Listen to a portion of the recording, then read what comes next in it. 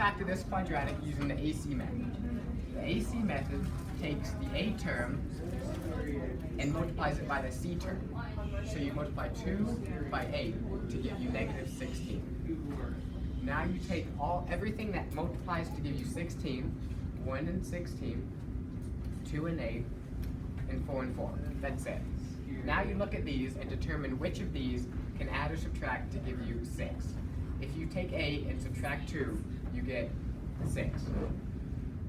So now those are your factors. You write down x minus 8 because you need it to be negative, and then x plus 2.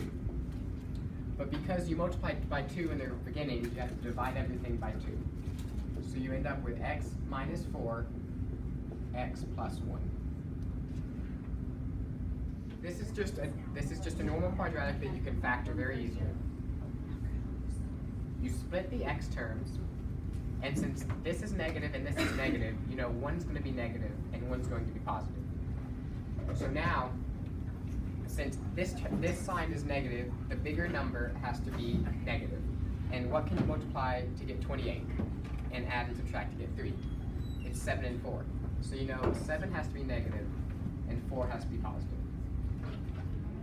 Okay, so when you have a quadratic that can be represented as a squared minus b squared, you will use the difference of squares method, which is going to be a plus b, a minus b. So in this case, the square root of both of these will be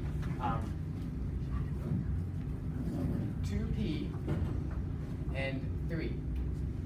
So you know it's going to be 2p minus 3 and 2p plus 3.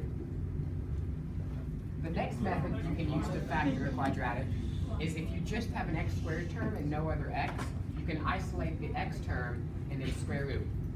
So in this case, if we add 100 to both sides, you end up with x squared equals 100, and then you can easily square root both sides and get x equals 10, plus or minus 10, because negative 10 times negative 10 still gives you positive 100. How did you get 2p and 3? Okay, so on that one, it's difference of squared. So you need this to be something squared, and the square root of 4p squared is 2p, because 2 times 2 equals 4, and p times p equals squared. This is proving high mastery for factoring.